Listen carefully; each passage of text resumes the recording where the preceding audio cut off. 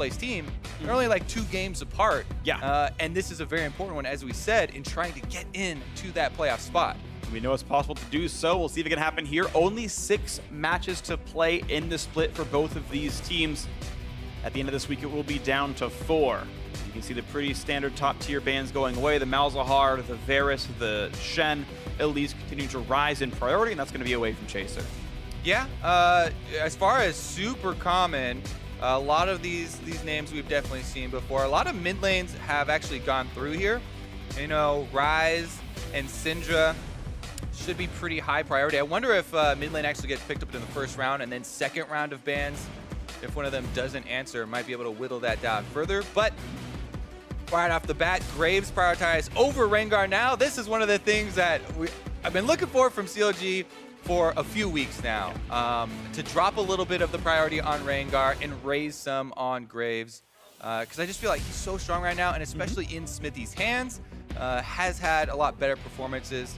So let's take a look, as Chaser is going to be the one answering that very quickly with the Rengar and trying to pilot that more aggressive early jungler. And I think it's interesting because depending on who you talk to, some consider Rengar better, some consider Graves better, to some they're equal. Depends on who you ask.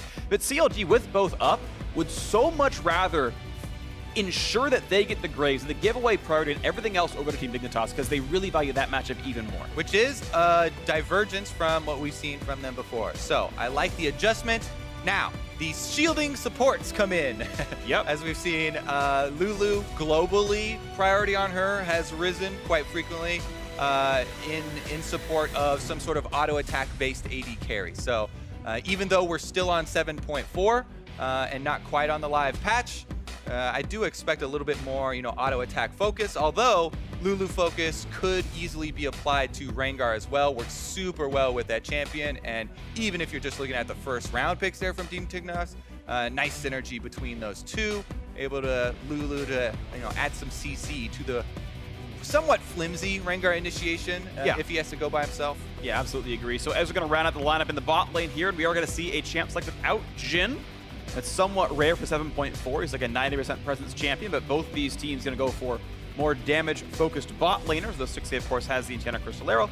Rumble banned away. Looks like Team Dignitas does not want to play around that champion. Yeah, and I'm actually a little bit surprised that CLG went for the Ashe over the Ezreal. If you look at the isolated, players, and Stixxay has had really good performance on Ezreal, and the champion's been extremely effective recently. However, if you look at their whole composition, bringing in the Ashe for that CC is definitely high priority, because 2 of the other roles that will generally bring that, the jungle and the support, both been locked in as, almost no CC for either of them, just the Karma Tether to rely on. So Counterlogic Gaming really keeping that entire composition in mind, and going with that Ashe will add an initiation tool for themselves. So both teams setting up here with some pretty good and pretty diverse opening round picks.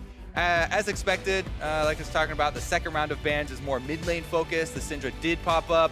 Orianna has also popped up, but Ryze is actually still floating around. Yeah. So that might be an area of focus here, as it would be available for Keane. Team Dignitas do get first round pick in the second half of the pick phase. Yeah, there's an interesting sort of situation in the pick bans right here, because normally it's like Ryze is very good, Cassio is considered a counter to Ryze, Ori is considered a counter to Cassio, and then Syndra is considered a counter to Orianna. Like it bounces back and forth.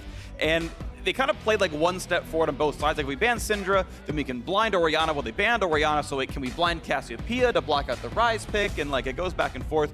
Either way, Nautilus gets picked up after the final ban is the Renekton going away. And Nautilus really rising priority after the Maokai nerfs. Nautilus, the new sort of king tank in the top side, and Ssumday will be in control. As we mentioned, there has been so much jungle influence as far as how successful the top laners are and the kills that they've been able to earn early on in the game. Nautilus is very good at setting up ganks for Rengar. That's a pretty potent combo that they could try and employ with the damage that Rengar does bring. Shout out to FlyQuest, the quick Shaco hover. Now they got to figure out what they want to play in the top lane to face off against Nautilus.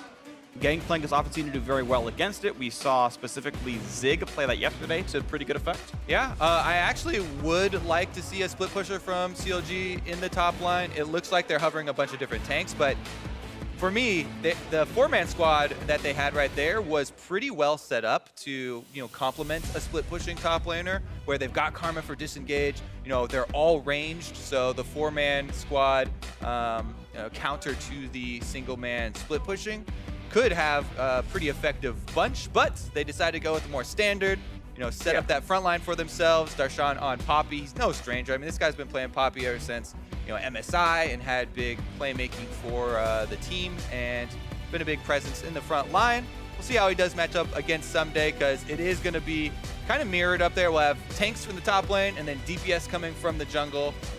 Yeah. See if they have any influence, but whenever it is the double tank, maybe we'll see Chaser and Xmithie, as we said, only with average jungle proximity, looking to affect elsewhere. There's your Cassiopeia you're looking for, though, Phreak.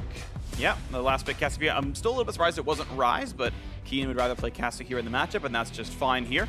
I assume that's part of the reason Ahri was grabbed in the first place. CLG had to assume what kind of champ's going to be played and what was scary and what wasn't. So into the laning phases, we're going to go pretty soon.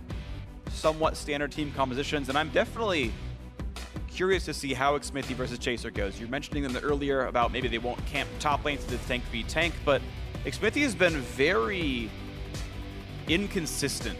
And, some of that's just been he's had some bad Rengar games, but sometimes he's had some really pop-off Graves games. And I feel like this is a player that needs to step up for CLG to be a great team again. I feel like when they were in the summer split, Xmithie was the rock who was always playing at an 8 out of 10 or higher. And then if the rest of the team could step up, then CLG would do well. And hey, they went to Worlds off of some very good performances. They made MSI finals, and it was off of Xmithie finally showing up as a good jungler. 2017 has not been a good year for Xmithie, and for all the CLG fans, are hoping to see if he comes back to that 2016 form. I do think, yeah, like you said, it's a little bit champion-based. And as far as rocks, Graves is such a good rock in the jungle right now. And this is the type of champion where Xmithie can grind out, jungle camp lead and farm it out early on. Plus, very good at counter ganking, especially against Rengar. So we shall see. Obviously, jungle is definitely team-oriented, especially early on. So let's see if we get any invades for deep wards here to see where the jungle paths actually start out. Raptor camps are super high priority right now. Rengar and Graves are two of the premier junglers for starting Raptor camps. Yep. So maybe we'll see some wards go down in those areas. And here we are in game 1 of the series. Heard the crowd cheering a second ago. Counter Logic Gaming and Team Dignitas very close in the standings. CLG a favorite for making the playoffs, although there is still room to lose out. Team Dignitas are 1 match win behind 6th. And a team like CLG is one they need to beat to prove they deserve to be in the playoffs here. Let's see if that can happen right now. Darshan and Ssumday, 2 players we talked about a lot during the pregame. Tended to only get kills if their junglers were present, but this matchup may not be a jungle-influenced one. Right now, the junglers are actually headed to opposite areas, both invading on the opposite quadrants, and this is actually fairly rare. Chaser still on the bottom side here as camps are about to spawn. Krugs are the later spawning jungle camp on that side too, so he's going to have to wrap around and just get there a couple seconds after the red does spawn. So it'll be that extra experience from the Raptor camp that we're talking about for Xmithie, whereas Chaser starting with the buff and getting a very significant lead from his bottom lane that almost steals away the red buff with the last auto there, but not quite. Yeah, and it looks like Chaser did use his smite to last hit the camp, so he's not going to have it for any later fights. Darshan and Ssumday pitched in a battle to the death. Darshan's running out of health, though. His lollipop could break. Okay, so this, while it looks, oh my god, so crazy, is so CLG advantage because Xmithie's the one that started up on this side of the map. Darshan knowingly going for this super heavy trading early on, prime target now for jungler ganks, and Xmithie's headed right over level 2. Half HP on the Ssumday. He doesn't realize it's happening just yet. Suddenly, Xmithie's behind him. There's the flash, gonna line the Q up against the wall. Easy first blood goes through to Xmithie. I feel like Ssumday maybe should have known better. Well, we also talked about the other stat for Ssumday where he's actually only died solo death 1 time. All of his other deaths in the top lane, he was either ganked. Wow, Afro steals away the big wolf there. It's actually significant there with an RQ from Karma. But Ssumday, so many of his deaths has been when he's ganked either just by the jungler or by multiple members. And he hasn't had an above average enemy jungler proximity either. it's also fairly average as far as the time that enemies spend up there. It's just that the success rate for ganks on him has been very high this split. Yeah, he's not getting camped, he's just out of position. And Huhi's gonna flash away the chase for Keane! And a trade kill comes through. Team Dignitas answer back on the board. Well played to Keane.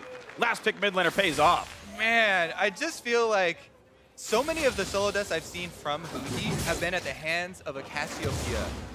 Last year, most of them were when he was playing Vladimir and gets kind of counterpicked with the Cassiopeia. But once again, it happens here early on. The chase down from Cassiopeia. We'll see the beginning of it here. Even though she burns through a lot of mana if you go for these That was early. so nice. Jeez, that was... So the speed boost you get from your Q, obviously helping Keane there, but very nice footwork. And then the confidence to go for that finish. And it's a huge misplay by Huhi. If you're willing to flash the skill shot. Don't give him the speed boost and the damage amp thinking, you know what, you're right. I might die to this. Like, if you're willing to burn the summoner, use it more advantageously. Preventative healthcare better than reactive. Yes. All right. Meanwhile, in the bottom lane, it is, you know, the double range matchups for both sides, but Ashe, such good wave control early on. No surprise that CLG are getting that push in. That being said, it's not taking too heavy of a toll on the CS for the Dignitas bottom lane. Could be better, but not the worst of the world. Yeah, they're going to stay afloat right here. Right now, this game is a 500 gold lead to counter Logic Gaming. Darshan, despite getting that gank to his favor, Ssumday is actually ahead of him in farm right now by more than the minion wave is large. He's going to stay on Darshan's side of that for a little while. Problem is, Chaser's around in case there was an Xmithie gank. Darshan holding flash within a half HP. I feel like he has enough flash card, but he's probably not a great gank target, to be honest. Somebody's a bit low on mana. Yeah, honestly, pretty good position here for Darshan. What you want to do is thin out the wave a little bit, so yeah, you're not under a huge amount of pressure to CS under your turret, and he's able to use the shield to soak up all the minion damage while he does hold it here for that little baby freeze. But Ssumday is actually recalling with no teleport. Since he was killed early, not only does it give that first blood go over to the graves, which really gets off to a very fast clearing jungler, but the early teleport had to be used to basically correct that you know, first blood kill, and that's where that CS also came from. Now he's having to back and just return, so he's going to lose some of those minions and some of that lead. And Darshan, even though Ssumday should pick up, you know, maybe half this wave, Darshan feeling very good about his situation. And that was really good. Ssumday misses 3 melee minions, which is really all he ends up completely losing out on after all the gameplay. So props by Ssumday to make a pretty elegant recovery. Definitely props. But meanwhile, on the bottom side of the map, flexion from Aphromoo. You know, Keane is flash. Let's hopefully gonna land the stun. Actually, Xmithie to join the fray as well. Gonna get the damage across. Trying to kill him. Aphromoo can't quite do it. And still, Keane survives the 1v3. Well enough played by him on the Cassiopeia. Yeah, and he soaks up 3 summoner spells in doing so. Both of the exhausts from CLG were used on him in addition to that flash to get things started, and he just had to burn his cleanse. Yeah, stays alive in the laning phase, has enough potions to stay up for a bit as well, so props to Keane playing very well so far. 17 minions to his credit, ahead of Huhi. Definitely quite nice, and Chaser, after seeing that Graves gank and seeing him head topside, now knows he can live in the bottom jungle. Aggressive control ward, aggressive trinket ward, and he knows the red buff timer as well. Yeah, the only thing with this invade is that CLG also had deep wards on Team Dignitas side, so they saw this in motion 6 or 7 seconds ago. Only problem for them, they can't do anything about it, even though they've seen it, and it's going to be a play on the opposite side of the map instead. Oh, Darshan, he's a little too early. Is it going to be enough for Xmithie? Yep, gotta get the auto attack, gotta get the ulti across as well. Darshan almost outplayed it even better than he did. Another visit from an enemy jungler, another kill onto Ssumday, and CLG keeping up with that focus on top side. This is going to be a very big reward. Ssumday, luckily for him, his teleport just came off cooldown. That's fortunate. In addition to his flash, which had just come off cooldown from the previous ganks. The flash didn't help him, but the teleport will at least allow him to not fall behind in CS. Anyways, here we go with another look. And this is a case of Ssumday even had a ward. And he started backing off as soon as he saw Xmithie. It's just that still not able to cover enough distance. So the way that Nautilus Q does work, if it's already been thrown out, and it's going to connect with that wall, then you're going to get pulled over there. You would have to wait until the pull actually starts and then start traveling there, to then charge to actually interrupt it. Ends up not even mattering as Xmithie's able to find another kill for himself with his ultimate. And CLG with a, lead on the top side, but the gold on the entire game, if we take into account the mid lane where Keane is blasting Huhi, is actually very similar. Yeah, Keane's at 700 gold individually. It's more than the lead Xmithie has himself. Forcing the flash away from Xpecial. No flash to follow, no ult either. Out he goes. And while I am a bit biased for junglers, I do like jungle leads more in some cases than a lane lead, because the jungler lead, Xmithie can go take that extra gold lead and move it around the map, depending on where CLG want to make the call to go for an objective. Whereas the lead there for Team Dignitas is in the mid lane, and while Keane can move around, we actually have an invade right now. Oh, 32 health left on it. Unfortunate there, Xmithie fighting it a little bit wrong, overjudged his damage, and Chaser autos it and takes it away. Nice move up to him. And Chaser had already stolen away the prior red. Xmithie back in the fray. This is dangerous, though. Chaser and Xpecial are here. Xpecial level 5. A lot of damage onto Xmithie. Can he win the fight? It's kind of close. Ult's get away. Not going to be enough. Xpecial gets the kill, and then Xmithie fights a 1v3 and loses, obviously. Yeah, it looked like it was just frustrated that he lost the blue smite fight there and went for a very risky invade. As soon as he burns his dash there, Chaser's like, oh, this Graves no longer has any mobility. Plus, he's in my jungle. His lanes aren't even pushed in, so good collapse there from Team Dignitas, and they actually take down the gold leader from CLG and remove so much of the power. Yep. Now, full advantage over to Team Dignitas here with the gold lead for them is in mid lane. Easy for Keane to come down. Gets the Infernal Drake. Yeah. And they've got plenty of damage scaling champions as well. The Rengar's gonna love it. Cassiopeia will nicely as well, and not too shabby on Ezreal. Gold lead now 704. Team Dignitas, no turrets have fallen, but you see the red team out farming in a game that had equal kills otherwise. Definitely true. And so much of this power here is the mid lane for Team Dignitas, and Keane on this Cassiopeia is definitely set up to be a monster. What? Xmithie, what are you doing? You took too long, dude. Timer's up. I do that all the time on mid laners. You just let him walk over. You're like, oh, you're in Q range? Haha, just kidding. Yeah. You should have flashed. No, you should have started rotating earlier so I didn't have to wait around. Junglers have things to do, Phreak. Yeah, like leash my blue buff. That's why I wish more people played Ivern. You just give me my buffs. Move on with my life. Honestly, though, we are joking around, but honestly, sometimes, especially if your mid laner is super behind, you're worried about them taking this blue buff and not being able to do much with it, and actually being a target for the enemies, to actually start fights around and take that away. So sometimes there's a little discussion in the moment as they're, attempting a handoff or something, and they actually decide better of it. Maybe. Maybe. We're just speculating. Can't say for sure what the communication was like there. Didn't look like it was an accident to turn around for that auto, though. Not sure. Depending on your settings, your champion will automatically attack when you stop moving. And if Xmithie right-clicked very close to his body, walked 2 steps, and then he auto-acquired, sometimes you don't stop the attack animation in time. But either way, we have a gank going on into the mid lane. It's Darshan flanking around. I did get seen by the ward. You can see how far back Keane is playing. And they say, okay, never mind, abort mission. And actually, there's a really interesting story being told by these pings that went on in that whole, maneuver around mid lane with the blue question marks from CLG coming up around the spot where Chaser and Xpecial were sitting. They were aware that both of those members missing on the map could very well be setting up this counter gank. So they actually tell Darshan off, and rightfully so, because there definitely was danger there. Bengal to Xpecial, killing a pink ward away. Now Darshan once again battling Ssumday with no gank pressure around, but feels better about the matchup here. Yeah, and you can see, even with all the kills going over to Xmithie, it's not like the ganks have been really getting Darshan super fed so he can just bully Ssumday. Yeah. But it definitely does make Ssumday play more cautiously. After you get ganked twice, killed twice, and Darshan continues to play aggressively like this, you always have to wonder, is he bluffing now? Like, you get extra power in that little poker mind game.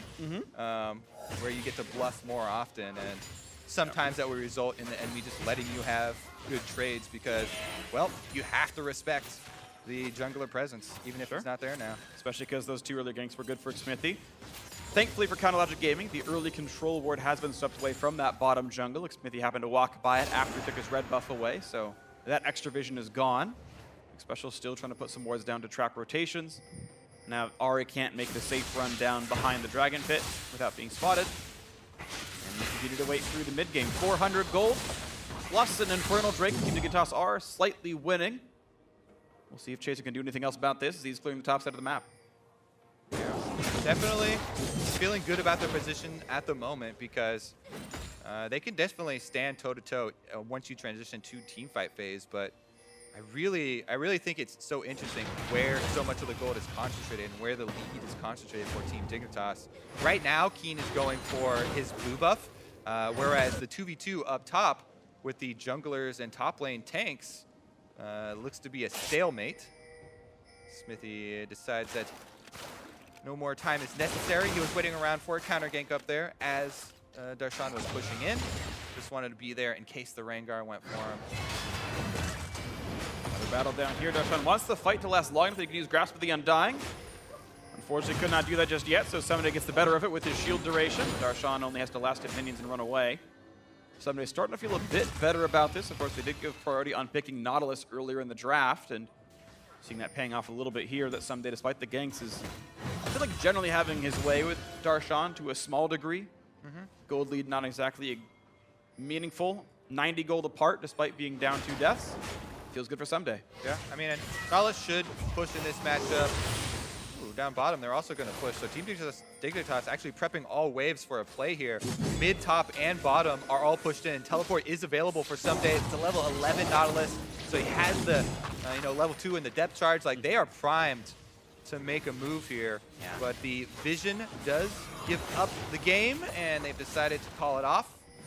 Don't want to take any risks to throw away this lead, it seems. Yeah, with Xmithie being there, they didn't seem like, I don't think they had the power to do so. 3 plus a turret seems to be able to defend 4 well enough. Definitely true, especially with how well Graves can fire off a bunch of counter damage. Oh yeah. Jumping on in. Meanwhile, CLG are playing pretty defensively here and able to hold on even though they're getting pushed in, not giving up much. The dragon coming up soon though is Infernal, and that is a kicker because this is going to be Infernal number 2. Huge snowball potential here, and this just might spark that fight. Well, Xmithie on a ward. If it sparks a fight, an Inferno might come afterwards. This time around, it's backwards, though. The Infernal sparks it. Uh-oh, now Xmithie running for dear life, trying to run away. It's not going to be enough. Snuffed out just like a cigar. And there we go. Keane's got to run away. Thunderlord's on. Ulti from Huhi. Uh-oh, Aphromoo walking right into Chaser's face. Shields in. They get a tackle in from Darshan. Flash over the wall. Chaser going to try to stay alive. Spites the Drake for help. Huhi on the chase.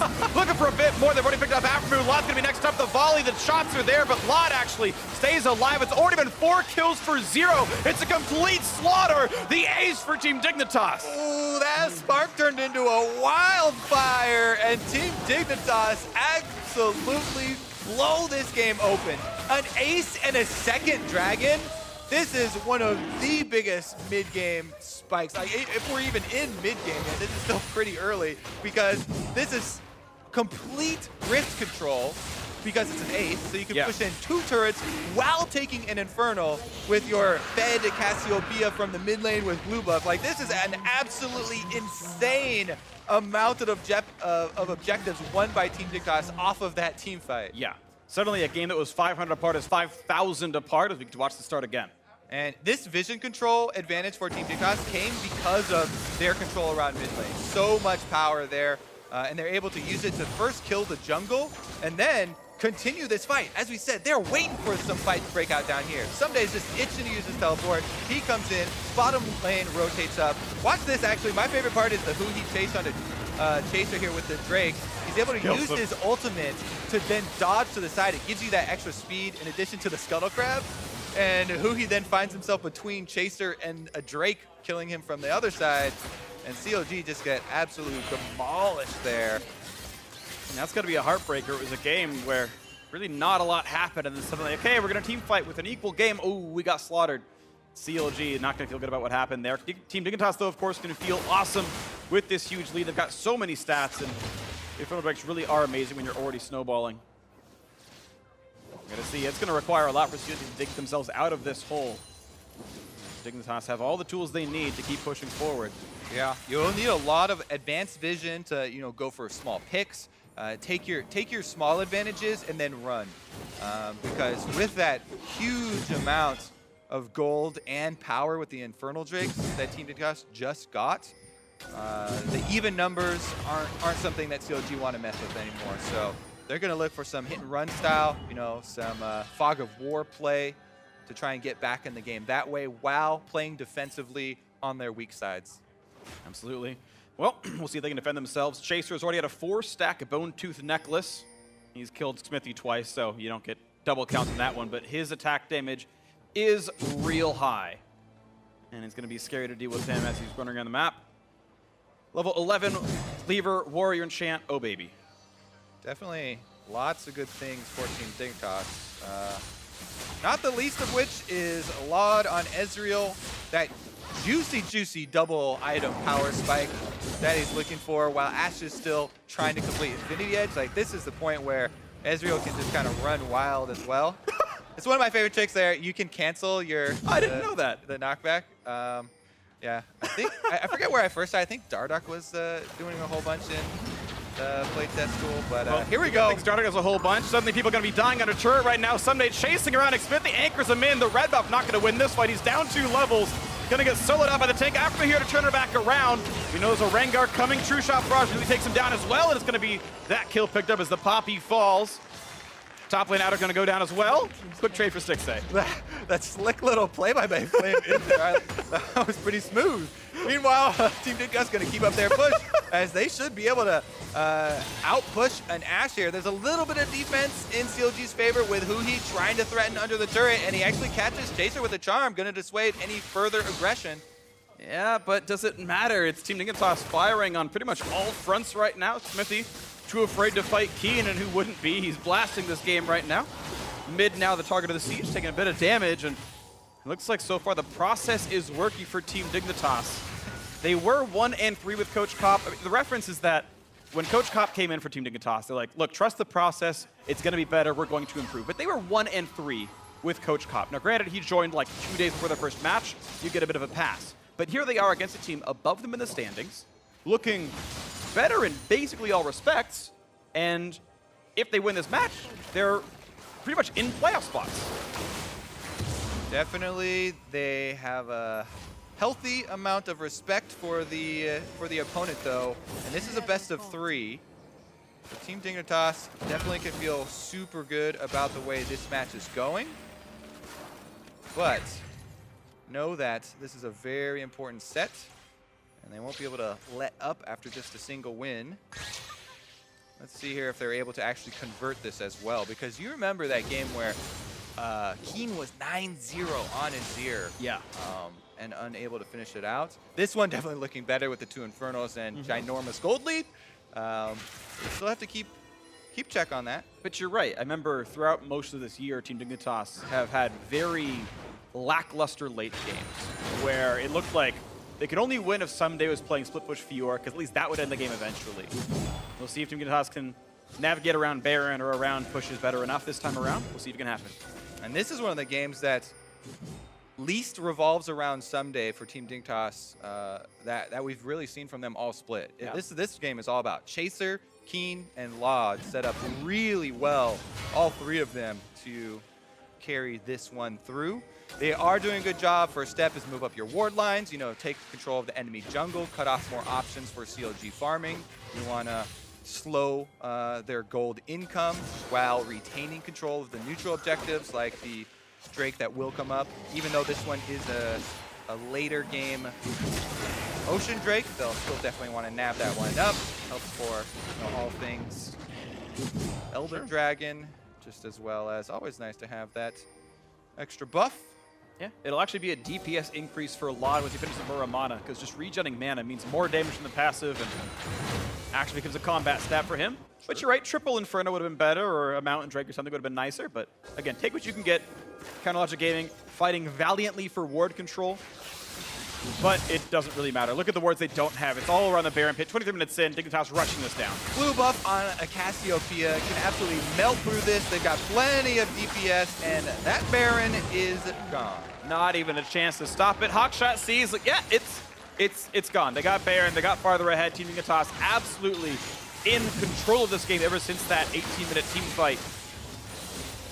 I like that, you know, with Xpecial on Lulu as well, you can really enable any one of those 3 carries that we mentioned. Oh, here we go, actually. Going to be Chaser this time around. In the bot side of the map, they've found Darshan, and he is sadly alone. Goodbye, down he goes. Chaser on a killing spree. Gets the kill credit. Stole it from his teammates. I mean, they gave him Essence Flux attack speed plus half of the Lulu speed. Like, he was very nicely set up there. Ssumday holding Darshan in place long enough, and it looks like Team Dignitas should be able to kind of walk this one into the CLG base. Numbers advantage plus the Baron buff plus huge amounts of extra firepower. We'll have to wait on one more minion wave to do so, though. Well, at least it's right there. The reinforcements have arrived, and Team Dignitas looking to break down into the base. Shield blocked into the Mantra poke, and they go to the turret, nearly gone. That's going to be popped 24 minutes, 20 seconds into the game. Into the base, Team Dignitas looking for a little bit more on this one, and if CLG won't fight for a turret, they won't fight for an inhibitor. This should be going over pretty safely to Lot, and Team Dignitas make that push count. All right, let's see where the next call is. Are they actually going to purchase? The pings are coming down on mid lane, but they have a decent amount of gold in inventory at the moment. And looks like the call will be to go purchase with that first. Keane completing. Seraph, so he has an extra shield now. Really becomes so difficult to deal with this Cassiopeia. Extremely fed, plus the support of a Lulu and a NALCS frontline. CLG really hoping for some mistakes from Team Dignitas to give them an opening to get back in.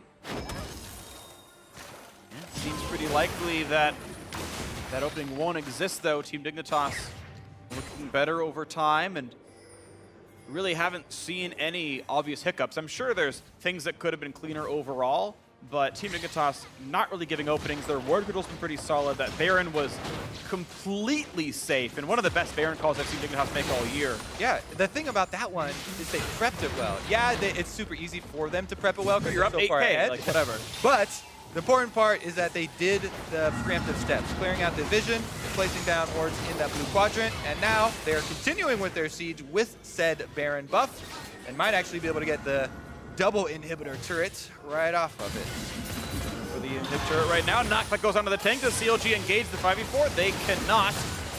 All they get is some wave clear, and Ssumday's back on the map. The cannon turret continues to plug away, but will finally drop out. Chaser's actually going to use his Baron buff right now to speed up the minions. It gives smart. it move speed as well. Is going to usher them along. Whimsies himself to make it even faster. Nice minion escort line here. So many pros don't do that. I'm glad we see this here from Team Dignitas. Whoever told them to do that, smart player. Turret's going down. Now the inhibitor once again. CLG gonna back off and give it away. They'll look for poke, but you've got to respect the anchor. Does not land onto Xmithie, and Team Dignitas looking so good right now. 11,000 up. Looking to take down Logic Gaming in game 1. CLG have not shown signs of life turning it around. Yeah, I mean, for people just joining, tuning in now, the big story of this game was a huge mid-game win for Team Dignitas. They got an ace, an Infernal Drake, and 2 dragons off of a bottom lane play where they had vision advantage. And before that, there was, you know, CLG were winning top side with a bunch of ganks, and mid lane was going to Team Dignitas, but that's what really broke this game open. Ever since then, full steam ahead. Full steam ahead. The tank in the front line is going to be a quick disengage for CLG. Turret's going to go down. Darshan taking a bit of poke. Jump in for Lot. Anchor's going to be there, and Darshan going to be a great stun. Hits 2 or 3. That's one popped away. Xmithie is gone, and it's a 5v4 now. Team Dignitas just need to walk into the base, and this game is over. Not even 30 minutes into the game right now. A single 5 for 0, as you mentioned, Kobe. It was 2 turrets, the second Drake, and just complete control that never went away. The TP flanking for Ssumday just to make sure that the ward's going to die. Oh, that ward's dead! That ward is so gone. Woo! the mechanics from Ssumday right there. Now this turret's going to fall right afterwards. The flash charm, looking for it, not going to get lot though, not going to happen at all. And now Huhi is rooted up in place. The damage output's there. Chaser is unstoppable, 5-0-4. And nothing is going to stop Team Dignitas from taking this game home at this point. Darshan plinked down the Twin Fang, the poison, the flash means nothing. Still 3 dead, and now the casual walk into the Nexus. 12-2, Team Dignitas in control from minute 10 onwards. GG, 1-0 Team Dignitas. We'll see if they can do it again.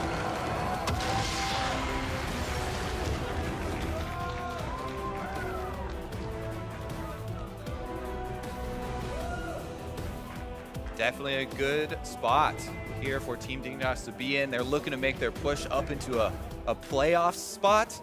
And if they're able to take a series off of CLG, not only will that boost them up the standings, but bring down one of the possible teams that is in range of falling out if they continue to drop series. Absolutely. 6 matches to play. CLG up 2 matches. Echo Fox and Immortals only up 1 over Team Dignitas. And if Team Dignitas close out game 2 or 3, they are tied in win with Echo Fox. Tied of win with Immortals, 1 win behind CLG with 5 to play. Absolutely, this team becomes a playoff contender. I mean, we know they already are, but I mean that spot it gets more and more secured. If you can crush CLG like you did in this game, what's going to stop you from taking Immortals? What's going to stop you from taking Echo Fox? What's going to stop you from getting into that top 5 or top 6 and making that run through the quarterfinals onwards? Yeah, I mean the best things this time around from Team Dignitas, I like them playing around where they had the power. Yep. And that's what really broke the game open for them. All right, we'll see if they can do it again or if CLG can make the comeback. But now, for more on that Dignitas victory, let's send it down.